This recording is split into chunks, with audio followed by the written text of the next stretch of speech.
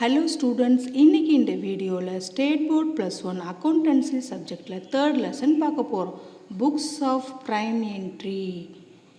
A trader sold goods on credit to one of his customers for 2000. After 2 days, the customer returned some of the goods worth 300, which were in damaged condition. The trader received back the goods. Later, when the customer paid 1700, the trader demanded for full payment. He forgot about the returned goods. How can this situation be avoided? இதில் உங்களுக்கு ஒரு example கொடுத்துருக்காங்க. ஒரு trader என்ன பண்ணுறாருன்னா, பொருளை விற்கும்போது ஒரு 2000 வேல்யூ உள்ள பொருளை விற்கிறாரு. ஆஃப்டர் 2 days, ஒரு 2 நாள் கழித்து வாங்கிட்டு போன கஸ்டமர் என்ன பண்ணுறாருன்னா, அதுலேருந்து ஒரு 300 வேல்யூ உள்ள பொருளை ரிட்டர்ன் பண்ணிடுறாரு. என்ன ரீசன்னா, ஒரு டேமேஜ்டு கண்டிஷனாக இருக்குது அப்படின்னு ரிட்டர்ன் பண்ணுறாரு. பேமெண்ட் பண்ணலை, அது கிரெடிட் பேஸ்டில் கடனாக வாங்கி போயிருக்கார். அப்போது அவர் சரி பணத்தை ஃபுல் பேமெண்ட் பண்ணும்போது 1700 தான் எடுத்துன்னு வந்து கடைக்காருக்கு கொடுக்குறாரு. அப்போ அந்த ட்ரேடர் என்ன சொல்கிறாருன்னா, ஃபுல் பேமெண்ட் கொடு, 2000 தானே நீ பொருள் வாங்கிட்டு போன, ஏன் 1700 கொடுக்குற அப்படின்னு கேட்குறாரு. அப்போது அந்த இடத்துல அவர் ரிட்டர்ன் பண்ணதையே மறந்துடுறாரு. So he forgot about the return goods. How can this situation be avoided? இந்த மாதிரி சுச்சுவேஷனை நீங்கள் எப்படி அவாய்ட் பண்ணுவீங்க அப்படின்னு கேட்குறாங்க. இதை தான் அதுக்கு பேஸ்டு ப்ரூஃப் இருக்கணும். அவர் ரிட்டர்ன் பண்ணும்போது ஏதாவது ப்ரூஃப் கொடுத்துட்டு அதோட பொருளை ரிட்டர்ன் பண்ணியிருந்தால் அது ஐடென்டிஃபிகேஷன் ஞாபகத்தில் இருக்கும். அப்படின்றதுக்கு தான் இந்த லெசனில் நம்ம சோர்ஸ் டாக்குமெண்ட்ஸ் அப்படின்ற சாப்டரை பார்க்க போகிறோம். Accounting process starts with identifying transactions involving money or money's worth and recording these financial transactions in the books of accounts. Transactions are recorded as and when they take place based on authentic documents or proof or evidences. The authentic proofs are called as the source documents. இந்த இடத்துல authenticனா what is the meaning? Actual, real, ஜென்யூனாக இருக்கணும். ஒவ்வொரு record பண்ணும்போது டிரான்சாக்ஷனில் கரெக்டான proof இருந்தால் தான் அதை வச்சு தான் பர்ச்சேஸ் எவ்வளோ பண்ணியிருக்காங்க, சேல்ஸ் எவ்வளோ பண்ணியிருக்காங்க, எவ்வளோ வேல்யூ அப்படின்றத ஐடென்டிஃபை பண்ண முடியும். Source documents are the authentic evidences of financial transaction. These documents show the nature of transaction, date, amount and the parties involved. இந்த டாக்குமெண்ட்டில் ஃபுல் டீட்டெயில்ஸ் இருக்கும். என்னென்ன டிரான்சாக்ஷனு, அதோட நேச்சர் என்ன, அது whether it is expense based or income based or purchase sales, அந்த மாதிரி அதோட nature, அப்புறம் டேட்டு, அமௌண்ட்டு, எந்தெந்த பார்ட்டி இன்வால்வ் ஆகியிருக்காங்க அதெல்லாம் உள்ளடக்கியது. Source documents include cash receipt, invoice, debit note, credit note, pay-in slip, salary bills, wage bills, check, record slips, etc. They are the base of recording transaction in the books of accounts. They also serve as legal evidence in case of any legal dispute. இந்த இடத்துல legal evidences in case of any legal dispute na, to get license, to pay any tax or income tax, GST purposes, இந்த மாதிரி பர்பஸஸ்க்கெலாம் இந்த source documents very யூஸ்ஃபுல்லாக இருக்குது. Legal dispute, any legal arguments டைமில் இந்த எவிடன்ஸை காமிச்சா தான் கரெக்டான பர்ஃபெக்ட் ஃபினான்ஷியல் ஸ்டேட்மெண்ட்டு ஒரு பிஸ்னஸோடது அப்படின்றத ப்ரூஃப் ஆகும். The source documents commonly used are discussed below. First one, source டாக்குமெண்ட்ஸில் மெனி டைப்ஸ் இஸ் தேர். அதில் உங்களுக்கு ஒரு சிலது எக்ஸாம்பிள் கொடுத்துருக்காங்க. Cash receipt or voucher. இதில் வந்து it is a document that shows the date, amount, details of cash purchases. மெயினாக cash பேஸ்டாக இருக்கணும். அப்போ தான் இந்த கேஷ் வவுச்சரு ப்ரொடியூஸ் பண்ணுவாங்க. பர்ச்சேஸும் கேஷ் பேஸ்டாக இருக்கணும், இல்லை சேல்ஸும் கேஷ் பேஸ்டாக இருக்கணும், or other cash transaction. Business persons receives cash receipt for cash purchases and issue cash receipt for cash sales. இந்த transaction full and full cash பேஸ்டாக தான் இருக்கணும். அதுக்கு உங்களுக்கு ஒரு மாடல் ஸ்பெசிமன் வவுச்சரும் கொடுத்துருக்காங்க. அதில் என்னென்னு பாருங்கள். Tamil Nadu news print and papers லிமிட்டடில் cash payment voucher, இதில் இன்வாய்ஸ் டைப், பார்ட்டி கோடு, பார்ட்டியோட அட்ரஸ் என்ன, அதெல்லாம் full details, transaction, invoice number, இதெல்லாம் உங்களுக்கு இந்த மாதிரி மாடல் தான் கேஷ் ரெசிப்ட் இருக்கும். நெக்ஸ்ட்டு ஒன், இப்போ ஃபஸ்ட்டு ஒன்று நம்ம ஃபுல் அண்ட் ஃபுல் கேஷ் பேஸ்டாக பர்ச்சேஸ் பண்ணும்போது சேல்ஸ் பண்ணும்போதும் இமீடியட் கேஷ் பேமெண்ட் நடந்திருக்கும். செகண்ட் ஒன்ல invoice is used for credit purchases and credit sales. கிரெடிட்னா இந்த இடத்துல என்னது, டிரான்சாக்ஷன் நடந்திருக்கு ஆனால் வித்தவுட் மணி, இமீடியட் மணி இன்வால்விங், உடனடியாக பர்ச்சேஸ் பண்ணும்போது கேஷை கொடுக்கல. ஆஃப்டர்னா என்ன, ஒரு 1 வீக் கழிச்சோ ஒரு 1 மந்த் கழிச்சோ பே பண்ணிவிடுவாங்க. அந்த கடன் பேஸில், கடனில் பொருள் வாங்குறது, அதே மாதிரி விற்கும்போது உடனடியாக பணம் கைக்கு வராது, ஆஃப்டர் 1 மந்த், அதை தான் கிரெடிட் சேல்ஸ்ன்னு சொல்கிறாங்க. The date, amount, details of credit purchases and credit sales are given in the invoices. Invoicesல மெயினாக உங்களுக்கு date, amount, details of credit purchase, என்னென்ன பொருள் வாங்கியிருக்கீங்க அதெல்லாம் இன்வாய்ஸில் மென்ஷன் பண்ணியிருப்பாங்க. Invoice is generally prepared by the seller in 3 copies. The first copy is given to the purchaser, second copy is sent along with the goods for checking, third is retained by the seller and used as the source documents for recording the transaction.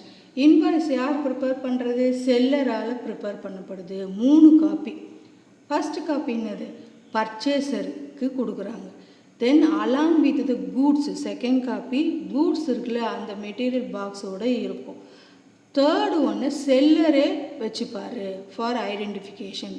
உங்களுக்கு இந்த specimen காப்பியில் கொடுத்துருக்காங்க பாரு, அதோட model.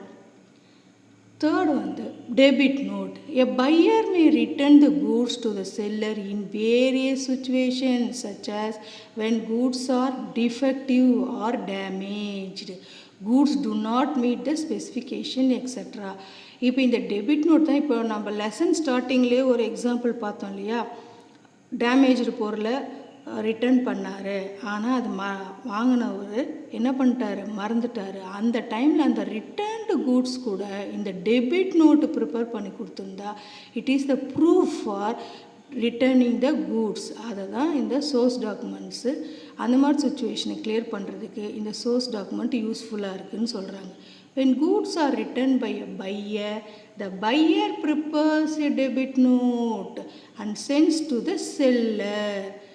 ஒரு பொருளை return பண்ணும்போது pier டேமேஜாக இருந்ததுன்னா அந்த கேஸில் அவர் ஒரு டெபிட் நோட்டை க்ரியேட் பண்ணிவிட்டு எடுத்துன்னு போயிட்டு செல்லர்கிட்ட கொடுக்கணும். இட் கண்டெய்ன்ஸ் என்னென்ன இருக்கும் இதில் details such as the description of the goods, quantity returned and also their value. அதோட மதிப்பும் அதில் இருக்கும். மதிப்புனா என்ன, மணி வேல்யூ, எவ்வளோ பைசா வேல்யூ உள்ள பொருளை ரிட்டர்ன் பண்ணுறோம் அப்படின்றது. 2 copies are prepared in general.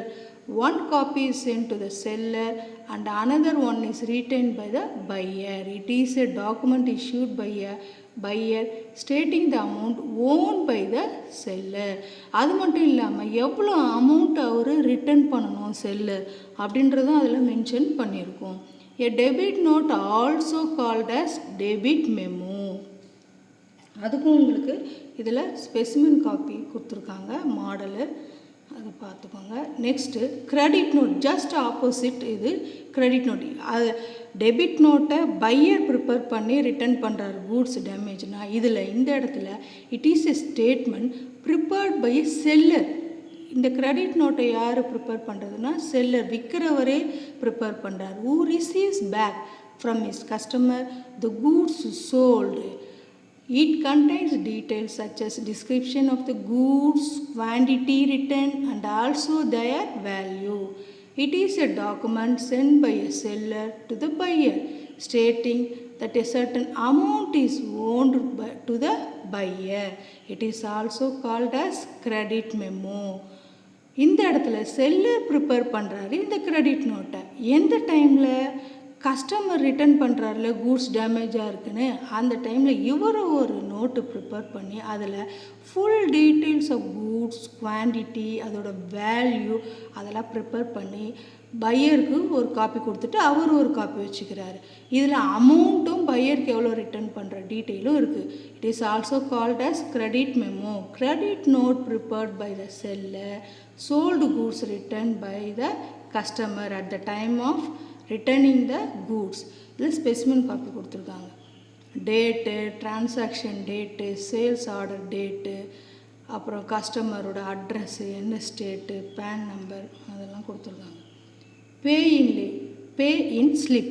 When cash or check is deposited in bank, a form is to be filled by a customer and submitted to the banker along with cash or check. This is called as pay in slip or deposit slip. இப்போ ஒரு பேங்க்கில் போய் நம்ம பணம் deposit பண்ணோன்னா அதுக்கு ஒரு சலான்னு சொல்லுவாங்க, பேங்க் பே இன் ஸ்லிப். அதில் அமௌண்ட்டு எவ்வளோ, ரூபானா 500 ருபீஸ் நோட்டு எவ்வளவு, 100 ருபீஸ் நோட்டு எவ்வளவு அப்படின்ற டீட்டெயில்ஸ்லாம் அதில் நம்ம மென்ஷன் பண்ணி நம்ம அக்கௌண்ட்டோட நம்பரு, கஸ்டமருடைய name, mobile number, rupees in words இதெல்லாம் ஃபில்லப் பண்ணிவிட்டு நம்ம பேங்க்கில் டெபாசிட் பண்ணுவோம். அதை தான் the main part of this will be retained by the bank and the counter file duly stamped and signed by the banker, return to the customer. இது specimen கொடுத்துருக்காங்க. இது இந்த பார்ட்டு தான் உங்களுக்கு. இதை பாருங்கள், account number, name, telephone number, rupees இது நம்பரில் இருக்கணும். இந்த டீட்டெயில்ஸ்லாம் அதே மாதிரி எவ்வளோ 500 ருபீஸ் கவுண்டிங், 100 ருபீஸில் எத்தனை நம்பர் நோட்டு, அப்புறம் 50 ருபீஸில் இந்த மாதிரிலாம் மென்ஷன் பண்ணிவிட்டு இது மெயின் பார்ட்டை பேங்க் வச்சுப்பாங்க. இந்த பார்ட் இருக்கு இல்லையா, லெஃப்ட் சைடு, அந்த இதை தான் கவுண்டர் ஃபைல்னு சொல்லுவாங்க. இதை நம்ம டெபாசிட்டருக்கு, யார் நம்ம பணத்தை போடுறோமோ பேங்க்கில் அவங்களுக்கு கொடுத்துருவாங்க. இதை தான் பே in slip. Check is a negotiable instrument. Checkbook is issued by a bank to its customers for withdrawing money for own use or for making payment to others. இப்போ எல்லா இடத்துலையுமே கேஷ் நம்ம கையிலே வச்சுட்டு பர்ச்சேஸ் பண்ணுறது அதெல்லாம் முடியாது இல்லையா. அந்த மாதிரி டைமில் செக் இஷ்யூ பண்ணுவாங்க பிஸ்னஸ் மேன். செக்குன்னா இப்போ அவங்களோட அக்கௌண்ட்டில் பணம் இருக்கும், அதை ஒரு செக் லீஃப் யூஸ் பண்ணி இப்போது ஒரு பொருள் வாங்குறாங்கன்னா அந்த இடத்துல இந்தாங்க 10,000 ருபீஸ் வேல்யூனா இந்தாங்க 10,000 என் அக்கௌண்ட்லேருந்து உங்களுக்கு டைரெக்டாக பணம் வந்துடும் அப்படின்றதுக்கு யூஸ் பண்ணுறது தான் செக் யூஸ் பண்ணுவாங்க. By issue of check, a bank is directed to pay specific amount of money from a person's account, either to the same person or to the person in whose favor the check has been issued. இப்போ mister to pay உங்களுக்கு model கொடுத்துருக்காங்க. இதில் pay to mister X Y அப்படின்ற name அவங்களுக்கு எழுதிடுவாங்க. அதை தான் இங்கே மென்ஷன் பண்ணியிருக்காங்க. Each cheque book has record slip for entering the details of checks issued. It remains with the account holder for further reference. இதுதான் செக் லீஃபு. இதில் record ஸ்லிப்புன்னு ஒன்று இருக்குது பாருங்கள். இதில் ஃபுல் டீட்டெயில் செக் நம்பர் இருக்குது பார்த்தீங்களா. இந்த செக் நம்பரு, டேட்டு, யாருக்கு கொடுத்துருக்கீங்க, எவ்வளோ அமௌண்ட்டு, அதோட பேலன்ஸ் எவ்வளோ அப்படின்றது தான் உங்களுக்கு கஸ்டமர் ரெஃபரன்ஸுக்காக இதை யூஸ் பண்ணிக்கலாம் அப்படின்னு சொல்கிறாங்க. Double entry system. Double entry system means of what is that? It is a bookkeeping is a scientific and complete system of recording of financial transaction of an organization. According to this system, every transaction has a twofold effect. That is, there are two aspects involved, namely receiving aspect and giving aspect. It denoted by DR, debit. Debit short ஃபார்மாக DR அப்படின்னு சொல்லுவோம். இப்போ டாக்டருக்கெல்லாம் DR சொல்கிறோம்ல அந்த மாதிரி. கிரெடிட்டுக்கு CR, credit. The basic principle of double entry system is that for every debit there must be an equivalent and corresponding credit. ஒவ்வொரு டிரான்சாக்ஷன்லையும் ரெண்டு aspect இருக்குது. ஒன்று giving aspect, then receiving aspect. Debit denotes an increase in assets or expenses or decrease in liabilities, income or capital. Credit denotes an increase in liabilities, income or capital or a decrease in assets or expenses. இந்த இடத்துல உங்களுக்கு டெபிட்னா increase in assets அப்படின்னா என்ன meaning? உங்களுக்கு assets வந்து பிஸ்னஸ்க்குள்ளே வருது. எந்தெந்த டைமில்? இப்போது cash invested in the business, அப்போ அந்த டைமில் அசட் உள்ள இன்க்ரீஸ் ஆகுது பிஸ்னஸ்க்குள்ளே.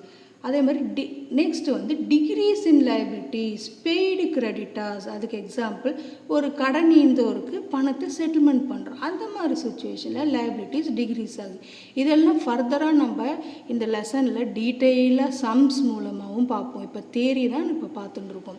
Every transaction involving money or money's worth has two-fold aspects: the receiving of a value on the one hand and the giving of the same value on the other. This two-fold nature, all transactions must be recorded in the books, and this gives rise to the term double entry bookkeeping. ஒவ்வொரு டிரான்சாக்ஷனும் double aspect involve ஆகிருக்கு. அது money or மணி பேஸ்டாக இருக்கணும் அப்படின்னு முனாரோ and Palmer சொல்லியிருக்காரு. Every business transaction has a two-fold effect, that is affects two accounts in opposite direction, and if a complete record is to be made of each such transaction, it is necessary to debit one account and credit another account.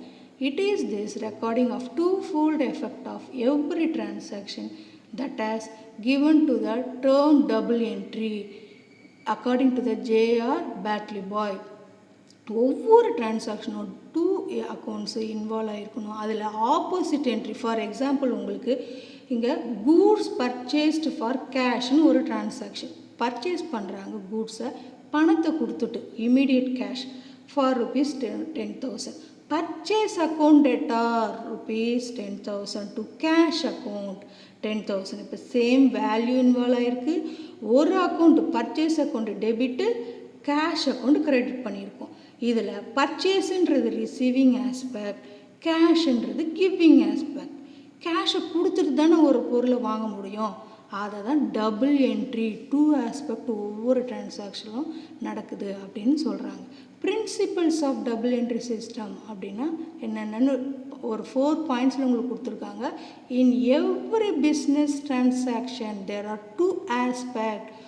two aspects involved are the benefit or value receiving aspect and benefit or value giving aspect. எவ்வளோ amount கொடுத்துருக்கீங்க or in giving or receiving, 2 aspects involve ஆகிருக்கு. These 2 aspects involve minimum 2 accounts, at least 1 debit and 1 credit. ஒரு அக்கௌண்ட்டை debit பண்ணணும், another அக்கௌண்ட்டை credit பண்ணணும் அப்படின்னு சொல்கிறாங்க. For every debit there is a corresponding and equivalent credit. If one account is debited, the other account must be credited. அதுக்கு தான் example இந்த பர்ச்சேஸ் ஆஃப் கூட்ஸ் பார்த்தோம். Next advantages of double entry system. Accuracy first one வந்து in this system the 2 aspects of each transaction are recorded in the books of accounts. This helps in checking the accuracy in accounting. Accuracy இதில் கண்டிப்பாக கிடைக்கிது due to the for the example during the time of auditing purpose. ஒரு அக்கௌண்ட்டும் இன்னொரு account giving receiving 2 account use பண்ணுறதால ஒவ்வொரு டிரான்சாக்ஷன்லையும் accuracy and perfect கிடைக்கிது. Next ascertainment of business results. அசர்டைன்மெண்ட்னா இந்த மீனிங் என்னது? To find out details regarding expenses, losses, incomes, gains, assets, liabilities, debtors, creditors, etc. ஒவ்வொரு டிரான்சாக்ஷன்லேயும் என்ன சம்மந்தப்பட்டிருக்கு, செலவு இருக்கா, இல்லை லாஸ் நடந்திருக்கா, இல்லை இன்கம் வந்திருக்கா, அந்த மாதிரி ஃபுல் டீட்டெயில்ஸும் readily available. This helps to ascertain the net profit earned or loss incurred during an accounting period and also to know the financial position as on a particular date. ஒவ்வொரு transaction என்னென்ன நடந்திருக்கு, அது மட்டும் இல்லாமல் profit earn பண்ணியிருக்காங்களா இல்லை loss வந்திருக்கா இந்த அக்கௌண்டிங் பீரியடில், அப்போ ஃபினான்ஷியல் பொசிஷன் ஆஃப் ஆர்கனைசேஷன் என்னென்ன அப்படின்றத நம்ம பர்டிகுலர் டேட்டில் கண்டுபிடிக்கிறதுக்கும் இந்த டபுள் என்ட்ரி சிஸ்டம் யூஸ்ஃபுல்லாக இருக்குது. கம்பேரிட்டிவ் ஸ்டடீஸ்க்கும் இப்போ ஒரு பிஸ்னஸ் ஒரு பிரான்ச்சில் எவ்வளோ லாபம் வந்திருக்கு எவ்வளோ நஷ்டம் வந்திருக்கு அதை இன்னொரு பிரான்ச்சோட கம்பேர் பண்ணுறதுக்கும், போன வருஷத்தோட லாபத்தை இந்த வருஷத்தோட லாபத்தை கம்பேர் பண்ணுறதுக்கும் இந்த சிஸ்டம் யூஸ்ஃபுல்லாக இருக்குது. The business results of the current year can be compared with those of the previous year, also with other business firm. அது மட்டும் இல்லை வேறு எந்த பிஸ்னஸ்லேயும் எப்படி அதை அவங்க ப்ராஃபிட்டபுளாக கொண்டு போகிறாங்க அப்படின்றதும் நம்ம செக் பண்ணிக்கலாம். It facilitates business planning for future. அது மட்டும் இல்லாமல் ஃப்யூச்சர் பிளானிங்க்கும் இது யூஸ்ஃபுல்லாக இருக்குது. காமன் அக்செப்டன்ஸ் இந்த system overall all over international லெவலே அக்செப்டட் பேஸ்டாக இருக்குது. இந்தியன் ஸ்டாண்டர்ட்ஸ் அந்த மாதிரி நம்ம அக்கௌண்டிங் ஸ்டாண்டர்ட்ஸ் யூஸ் பண்ணுறோம்ல. So the business records maintain under this system are accepted by financial institutions, government and others because it is a systematic and scientific system அப்படின்னு சொல்கிறாங்க. Transaction involves transfer of money or money's worth, goods or services or ideas from one person to another. இப்போ purchaser to seller, இப்போ ஒரு பிஸ்னஸில் போய் purchase பண்ணுறாங்க raw materials, அவர் one person and another person யார் விற்கிறாங்களோ அந்த பொருளை அவங்களுக்கும் உள்ள டிரான்சாக்ஷன் நடவடிக்கை அதை தான் டிரான்சாக்ஷன் சொல்கிறாங்க. Transaction can be classified into cash and bank or credit transaction. ஒன்று ஒவ்வொரு டிரான்சாக்ஷனும் கேஷ் பேஸ்டாக இருக்கும், இல்லை கடனில் சொல்லியிருப்பாங்க, இல்லை பேங்க் மூலிமா செக் இஷ்யூ பண்ணுறது அந்த மாதிரி இருக்கும். Cash transaction, when immediate cash is involved in a transaction it is called cash transaction. ஒரு டிரான்சாக்ஷன் நடக்கும்போது இம்மீடியட்டாக கேஷ் பேமெண்ட் நடந்ததுன்னா அதை கேஷ் டிரான்சாக்ஷன் சொல்கிறோம். For example, goods sold for cash 5,000. In this case 5,000 comes to the business and goods worth 5,000 go out of the business. ஒரு பிஸ்னஸில் கூட்ஸை sales பண்ணும்போது 5,000 rupees உள்ளே வருது பிஸ்னஸ்க்குள்ளே, ஆனால் அதோட மதிப்புள்ள பொருள் என்ன ஆகுது, கூட்ஸு வெளியே போகுது. Bank transaction, in a transaction if bank is involved it is a bank transaction. It includes the following. Bank transaction என்ன மாதிரி ப்ராசஸ்லாம் இன்வால்வ் ஆகிருக்குன்னா, cash deposited into the bank. ஒன்று பேங்க்கில் போயிட்டு பணத்தை டெபாசிட் பண்ணுவாங்களா போடுவாங்க இல்லையா அது. அடுத்தது income of the business directly received by the bank. இப்போ இன்கம் ஆஃப் த பிஸ்னஸ்னால் இன்ட்ரெஸ்ட் வரலாம், அவங்களுக்கு ஒரு டிவிடெண்ட்டு ஷேர் வாங்கியிருப்பாங்க அதுலேருந்து டிவிடெண்ட் வந்திருக்கலாம், இல்லை ரெண்ட்டு ஏதாவது ரெண்டல் இன்கம் வந்திருக்கலாம். ஸோ இந்த மாதிரி இன்கம்மை பேங்க் மூலிமா ஒரு பிஸ்னஸ்ஸு ரிசீவ் பண்ணும், அதை தான் இங்கே இன்கம் ஆஃப் த பிஸ்னஸ்ன்னு சொல்கிறாங்க. Receipts through cash deposit machine, payment made by the customer of the business through debit card, credit card, net banking, national electronic funds transfer and real time gross settlement. இதெல்லாமும் payment made by various modes, அதாவது debit card மூலியமாவோ credit card மூலியமாவோ NEFT RTGS இதெல்லாம் different types online system இப்போ create பண்ணியாச்சு. Cash withdrawn from the bank, அது மட்டும் இல்லாமல் பேங்க்லேருந்து பணத்தை எடுக்கிறது தான் withdrawn. Then bank charges levied by the bank. இந்த மாதிரி அவங்க ஒர்க் பண்ணுறாங்களே சர்வீஸுக்கு, அதுக்கு அவங்க ஒரு charge sum of the percentage charges நம்ம டெபாசிட்லேருந்து அவங்களுக்கு கொடுத்துடணும், சார்ஜஸாக அவங்க லெவிட் பண்ணுவாங்க.